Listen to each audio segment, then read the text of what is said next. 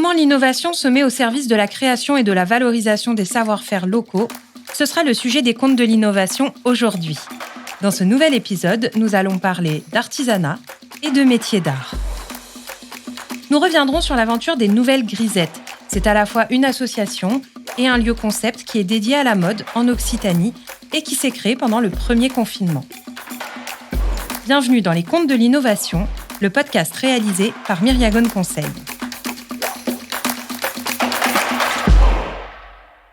Vous le savez, dans les Contes de l'innovation, nous partons explorer de nouveaux territoires d'innovation. Grisette sera le conte de ce mois-ci. Il nous transportera dans un royaume frappé par un hiver interminable. Nous y découvrirons le pouvoir de l'innovation pour faire revivre des savoir-faire artisanaux et créer un collectif soudé.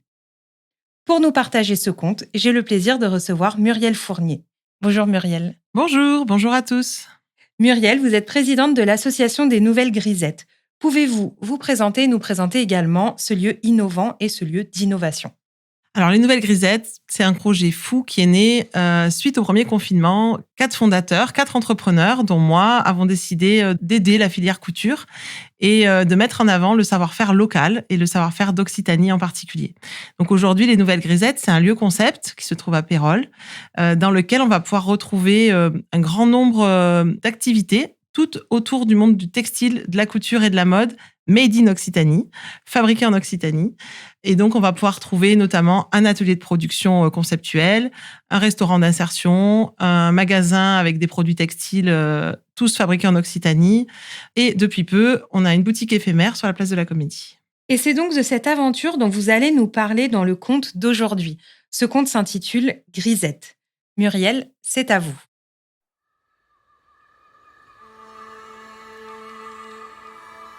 Le roi de l'hiver arriva en pleine nuit. On entendit d'abord les roues de son carrosse, puis le vacarme des troupes, le souffle des chevaux, le son glacé d'une trompette. Et lorsque le silence retomba, ce fut plus effrayant encore. Car dans les jours qui suivirent, et puis les jours, tout ce qui avait fait la vie heureuse et belle, le chant des ouvriers à la fabrique, le rire des enfants de l'école, l'eau de la fontaine, même le son des cloches, tout avait disparu. Non loin de là, dans une maison recouverte de ronces, vivait une jeune fille aux manières si humbles, si discrètes, que tout le monde dans le village la connaissait sous le nom de Grisette.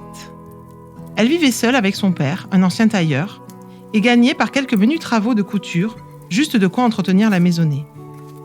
Dans son temps libre, la jeune fille aimait s'installer près de la fenêtre et broder des fleurs si parfaites qu'il arriva un beau matin que le prince Printemps lui-même vint à s'y tromper. Ce prince, qui adorait la chasse, s'agaçait des lenteurs du roi de l'hiver à quitter la place. Et suivant un gibier, il s'était aventuré jusqu'aux limites du village. C'est ainsi qu'il se trouva par hasard devant la maison de Grisette. S'étant approché de la fenêtre, il découvrit un tableau charmant. Une jeune fille et son père endormis. Dans une corbeille à ouvrage posée près de la vitre, ce qu'il crut être une rose si pure et si belle que, croyant respirer une fleur réelle, il pressa son visage contre la fenêtre et ne parvint qu'à se cogner le nez. Au matin, lorsque Grisette voulut faire provision de mousse et de petits bois, elle trouva sur la patte de la porte une rose en tout point semblable à celle qu'elle avait brodée la veille. Et juste à côté, une pièce d'or. Elle eut beau chercher, appeler, questionner son père. Il lui fut impossible de connaître l'identité du mystérieux visiteur. Mais à l'endroit de son passage, elle remarqua que l'herbe était devenue verte et que flottait dans l'air un souffle tiède et une lueur dorée. Le soir même, elle broda sur une pièce d'étoffe une fleur plus grande encore. Et au matin, le miracle se répéta encore. Au bout d'une semaine de cet étrange commerce, Grisette avait réuni assez de fleurs pour composer un bouquet et assez de pièces d'or pour remplir une petite cassette. Autour de la maisonnette, les allées et venues du prince Printemps faisaient maintenant qu'un morceau de soleil semblait en permanence s'être détaché du ciel. Sans comprendre les raisons de ce prodige, la jeune fille en conçut un plan pour sortir le village de sa torpeur hivernale. Vêtue de sa robe la plus élégante, et après avoir embrassé son père, elle prit le chemin qui menait au château. Arrivée près d'un pont, elle aperçut 2 gardes en habits bleus, occupés à lancer des galets sur l'eau gelée de la rivière. « Et toi, la fille, qui es-tu » demanda le premier. « D'où viens-tu ? Où vas-tu » interrogea le deuxième. « Menez-moi au roi » se contenta de répondre Grisette. « J'ai pour lui, voyez là, un bouquet, dit-elle, en révélant les fleurs dans son panier. » Au nom du roi, les 2 gardes se redressèrent. On entendit teinter le gros lot de leurs casques et de leurs pas mécaniques, ils escortèrent Grisette jusqu'aux portes du château. Enfin, elle se retrouva devant le roi. « Tu es plus courageuse que tes frères pour venir me trouver jusqu'ici, bredouilla le monarque d'une voix ennuyée. « Sire, répondit Grisette, mon admiration pour vous me tient lieu de courage. Et aussi l'espoir de voir exaucer un souhait. Disons plutôt un caprice qui m'est venu le jour où je vous vis passer. » À la mention du mot caprice, le roi leva un sourcil intrigué. « Un caprice, dis-tu ? Qu'est-ce donc ? Vas-y, parle !» Grisette récita alors le petit discours qu'elle avait minutieusement préparé. « Il y a longtemps de cela, mon père habilla le vôtre d'un manteau qui fit l'admiration de tout le royaume. Jamais, selon lui, on n'avait vu d'habit aussi extraordinaire. Plus qu'1 centaine d'ouvrières les plus expertes travaillèrent à sa confection. On utilisa les matières les plus nobles, les plus précieuses, toutes issues de nos provinces. »« Un manteau, dit le roi ? Oui, je crois bien me souvenir. Ce manteau, je voudrais le refaire, encore plus beau pour vous. » « Ma foi, c'est un beau projet, concéda le monarque, qui se voyait déjà parader sur la grande place dans un habit immaculé. « Et que te faudrait-il pour ça ?» demanda sur un ton méprisant le marquis de Cristal, grand chambellan du roi. « Rien que je n'ai déjà, répondit Grisette un peu trop vite. » Et devant l'expression soupçonneuse du marquis, elle se corrigea un peu. « L'autorisation d'installer mon atelier dans une pièce du château, d'y assembler le matériel nécessaire et de convier les demoiselles les plus expérimentées du village à... »« Entendu, entendu, coupa le roi. »« Le plus beau manteau que l'on ne vit jamais, dit-il encore, comme s'il cherchait à être corrigé. Mais devant le silence de Grisette, il fit un geste au chambellan, s'arracha à l'étreinte de son trône et disparut dans un grand escalier. « Un manteau pour un roi » ricana le marquis de Cristal avant de se retirer à son tour. « Vous autres paysans avez l'ambition plus profonde que vos poches. Rien que je n'ai déjà, tu l'as dit toi-même. Tu n'obtiendras du roi aucune aide, pas un sou, pas un bout de fil ou d'étoffe. Et comme tu as l'air très sûr de toi, je te donne rendez-vous sur la grande place dans 1 mois. » Puis, remarquant le bouquet de fleurs abandonné par Grisette sur l'une des marches menant au trône, il le toucha du bout de son bâton. Les fleurs, transformées en givre, se brisèrent aussitôt en 1000 éclats. Il n'eut pas besoin de tambour pour répandre la nouvelle. Et le soir même, occupée à balayer la salle du château où on l'avait installée, Grisette vit entrer l'une après l'autre un petit groupe de villageoises de tout âge, le visage encore marqué par les longues semaines d'isolement.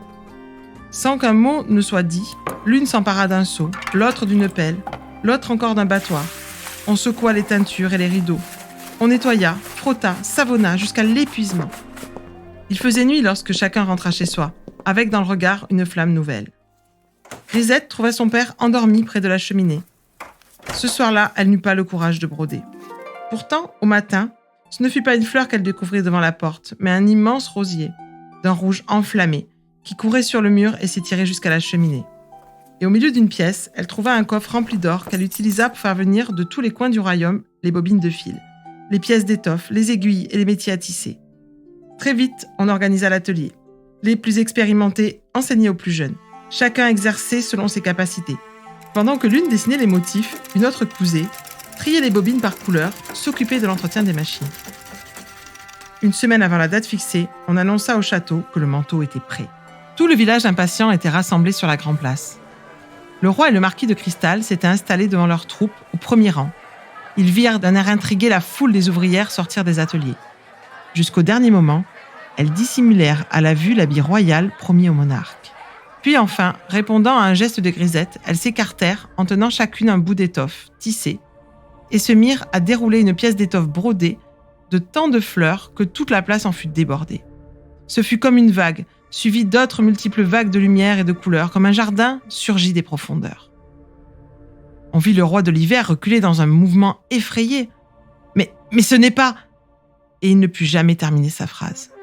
Car au même moment, venant du sud, de l'est et de l'ouest, ce fut un vacarme de cors et de trompettes.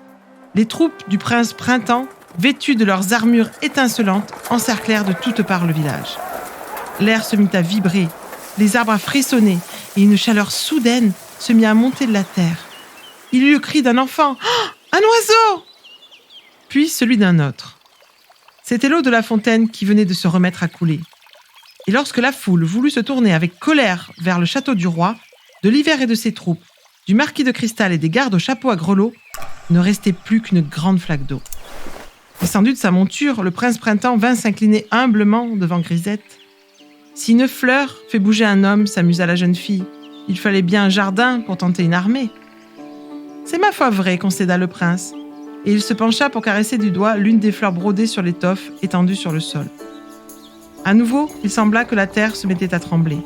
On vit des arbres entièrement noirs se recouvrir de feuilles, des buissons que l'on croyait morts, ployés sous le poids de grappes fleuries et odorantes. « Me ferez-vous visiter votre atelier ?» demanda le prince. Il insista pour se faire présenter à chacune des ouvrières. Et le soir même, il annonça qu'un grand bal se tiendrait au château et que tout le village y serait invité. « Un bal au château ?» sourit Grisette. « Quelle merveilleuse idée !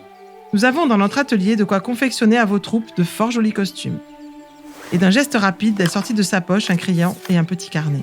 « M'inscrivez-vous pour une première danse ?» demanda timidement le prince. Grisette le fixa d'un petit air effronté. « Et si nous commencions par une première commande ?» Avec le rire du prince, la prospérité du village fut assurée. Saison après saison, les ateliers du château continuèrent de fonctionner et de se diversifier. Le talent se fit métier.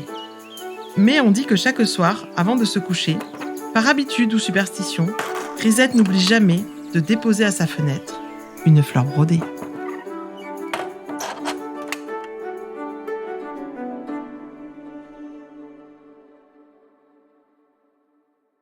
Je vous remercie Muriel pour ce conte. Revenons à présent ici, dans les locaux de Myriagone Conseil. Alors comme il est de coutume, nous allons prendre quelques minutes pour échanger sur ce conte et aussi bien comprendre les enjeux d'innovation qui se cachent derrière. Et tout d'abord, je voudrais vous poser une première question. Quelle est la morale du conte de Grisette ? Alors pour moi, la morale, c'est vraiment que la force du collectif fait sortir de l'immobilisme. C'est-à-dire que quand on est nombreux, avec un peu de culot, parce que Grisette, elle a beaucoup de culot, et le culot, c'est aussi une des spécificités des nouvelles Grisettes. On a le culot de demander, on a le culot d'aller chercher les talents. Et donc du culot, du travail, ça fait avancer les choses. Alors ce conte met en scène un personnage énigmatique, le roi de l'hiver. Que représente-t-il pour les nouvelles Grisettes et en quoi a-t-il été finalement le déclencheur de cette aventure ? Typiquement, le roi de l'hiver, là, c'est le confinement. C'est le Covid. Le Covid qui a fait qu'à un moment donné, on s'est retrouvés plusieurs entrepreneurs, enfin un collectif d'entrepreneurs avec un collectif de couturiers-couturières à vouloir faire bouger les choses. Donc finalement, le confinement, ça nous aura réveillés de notre torpeur. On se sera dit qu'en fait, on était capable de mettre en avant le fabriqué en Occitanie et de le faire de manière pérenne. Alors vous parlez du collectif. On voit que Grisette, au début de ce conte, se trouve bien seule. Et petit à petit, elle va rallier à son projet plusieurs soutiens, des soutiens techniques, des soutiens financiers. Je crois qu'on peut dire que le collectif est au cœur des nouvelles Grisettes. Est-ce que vous pouvez nous en dire un petit peu plus sur cet aspect-là ? Alors, dans l'histoire, Grisette, c'est un personnage seul. Mais dans les faits, il n'y a jamais eu personne seul, en fait, dans le fonctionnement des nouvelles Grisettes.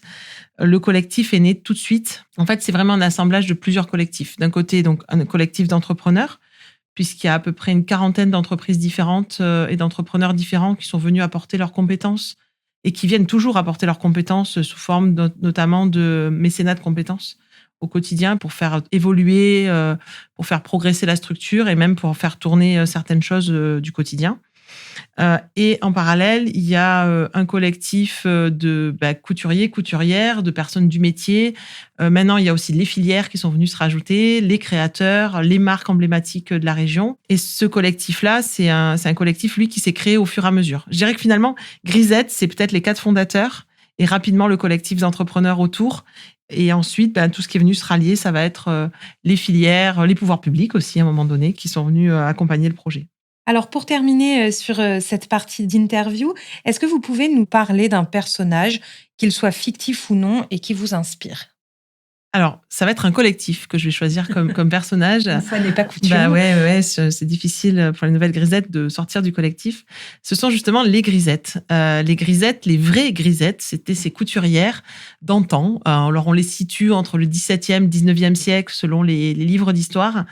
Et donc, pour l'époque, c'était des femmes qui travaillaient. Donc, c'était des jeunes femmes, souvent, pas mariées, pas encore mariées, et qui, à l'époque, étaient surnommées grisettes parce qu'elles avaient des vêtements blancs qu'elles avaient du mal à maintenir blancs, donc qui grisonnaient un petit peu. Et ces femmes, en fait, c'était des couturières. Et à l'époque, elles ont totalement révolutionné la mode montpelliéraine et aussi la mode parisienne, puisqu'elles faisaient des allers-retours entre les grandes maisons montpelliéraines, les grandes maisons parisiennes. Et elles ont vraiment marqué la mode à cette époque-là. Donc, c'était des femmes, pour l'époque, qui travaillaient. Donc, forcément, des femmes culottées, peut-être un peu effrontées d'ailleurs, comme Grisette. Et donc, c'est des femmes courage, voilà, qui travaillaient à une époque où les femmes étaient souvent cantonnées à la maison. Merci beaucoup pour ce conte et pour cet échange. Au cours de cet épisode, nous avons exploré l'innovation sous l'angle de l'aventure sociétale, humaine et organisationnelle. Un territoire d'innovation qui offre de nombreuses possibilités. De cette exploration, il y a 3 éléments clés que l'on peut retenir. Le premier, c'est qu'adopter une démarche collective et faire confiance à la diversité des compétences est une première étape dans la réussite d'un projet. Le second élément à retenir, c'est que pour mener à bien un projet d'innovation, il convient d'emblée d'identifier et mobiliser les moyens et les ressources nécessaires. Enfin, l'originalité et l'authenticité d'un projet sont des leviers majeurs pour fédérer. Merci beaucoup Muriel de nous avoir apporté le printemps alors que nous sortons à peine de l'hiver. Et surtout de nous avoir fait découvrir les nouvelles grisettes. Je crois qu'on peut vous retrouver à 2 endroits en Occitanie, à Pérols et vous l'avez dit, place de la Comédie à Montpellier. Comme toujours, l'épisode est disponible sur toutes les plateformes d'écoute, mais également sur notre site myriagoneconseil.fr. Je vous dis à très bientôt sur la route de l'innovation.